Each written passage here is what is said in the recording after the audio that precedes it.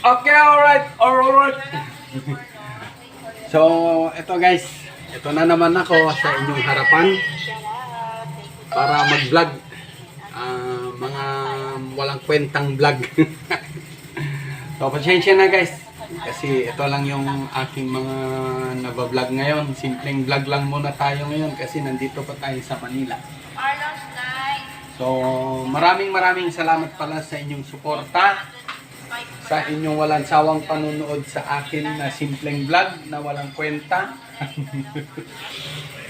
So, shout out sa mga solid viewers ko dyan. Sa mga OFW na nasa ibang bansa, saan man sulok kayo ng mundo. Shout out sa inyong lahat. Good morning. Gandang tanghali, good afternoon, good evening, Madam People, saan man sulok ng mundo. Shout out sa inyong lahat, mga kamemay. So, ipakita ko lang mga kamemay na yung pagluto ko lang ng lutong Ilocano ba? Ang lutong Ilocano na dinengdeng. So, ayan. No? So, ayan, no? Meron na tayong malunggay. Yan. Tapos, sitaw. Yan. So, gawin natin, pakuluin natin itong tubig. Yan, may tubig niya. Pwede mo na ito i-diretso. Yan. Yung sibuyas. Yan. No? Pagkulo niyan, babagongan natin. Yan, may bagong. Galing Ilocos. So, alam nyo mga kamemay, nung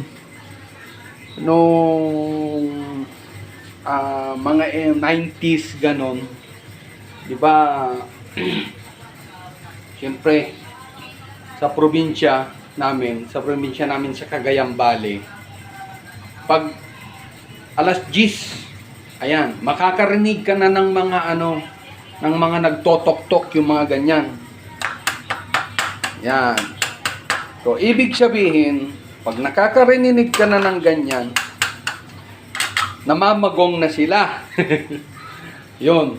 So, oras na ng pagluluto. So, ibig sabihin, mga ibang kapitbahay, uy, nakaluto na yung mga kapitbahay. Sasabihin na naman ng mga magulang natin. Kasi, 11:30, uwian na kami, mga bata galing school. Tapos, kakain yung pagdating namin kain. Pagkatapos, aalis na naman kami ng mga 12:30, ganon. So, isang oras lang yung parang pinakapahinga namin. Hahabulin namin kasi maglalakad pa kami noon. Lalakad kami noon nung kami nag-aaral. Naglalakad kami noon. Oh, naranasan ko pa mga kamemay yung naglakad ng nakapaa, tanghaling tapat, naputol tsinelas ko. Oh, alam mo, dinadaanan ko, pilapil para hindi mainitan sa bato. Rough road pa yung sa amin noon eh. Ngayon, simentado na.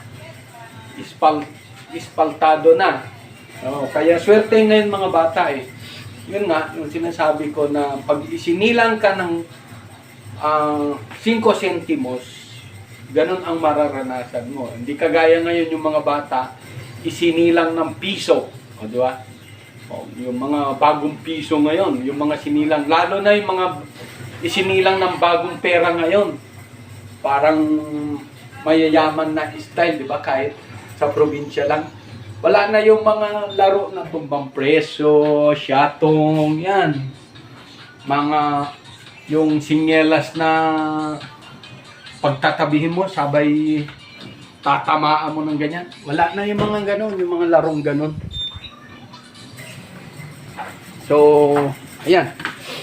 Eto.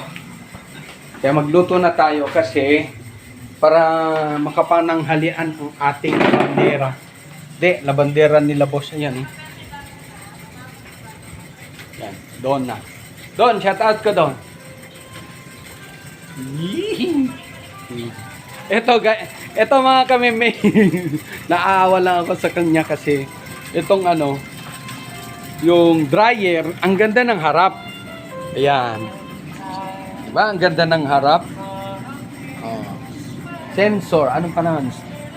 Panasonic. Ayan. Pagdating sa likod, tada! Tinutulungan mo siya mga kamemay na iikot. Ayan. Tinutulungan mo yan kasi itong ano niya, itong belt niya naman nagpapaikot. Pag reverse, maluwag na. Ayan, maluwag na siya. Hindi pa pinupuntahan ng manggagawa kasi nagkaroon ng issue, no? Kaya ayun. Ayan o. Nanonood ako kay ni live ni Ma'am Shipping. Ayan. No? So ayun. Ito na, kumulo na. Oh, di ba? Pahina natin. Yan, kaya para bagungan na natin. Kita.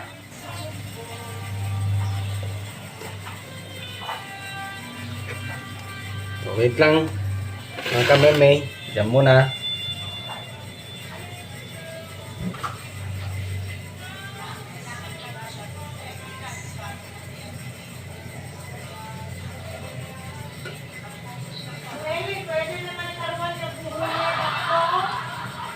Ha?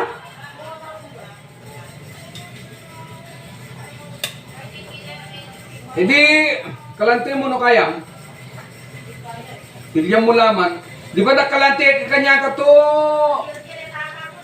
Ha? Okay.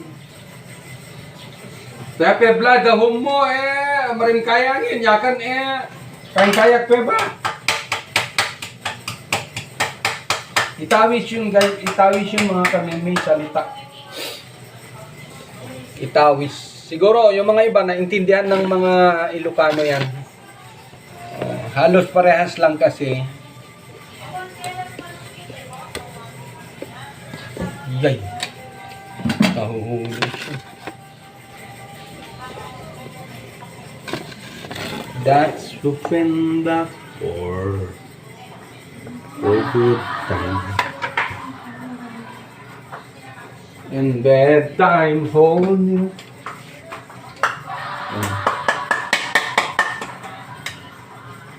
Ang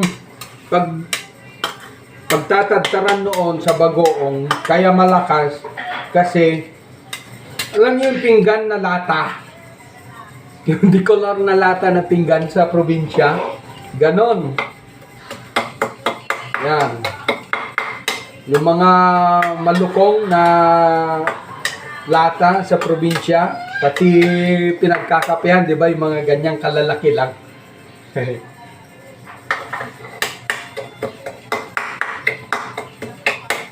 Sa mga baryo, doon ka nakakarinig ng mga ganun.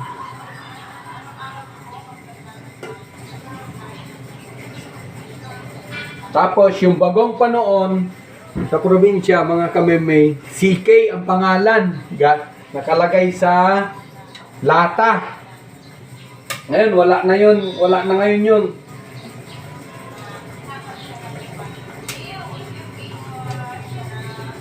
Siyempre, natuto na rin sa mga bagong henerasyon.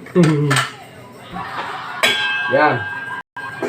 Lagyan natin ng magic sarap.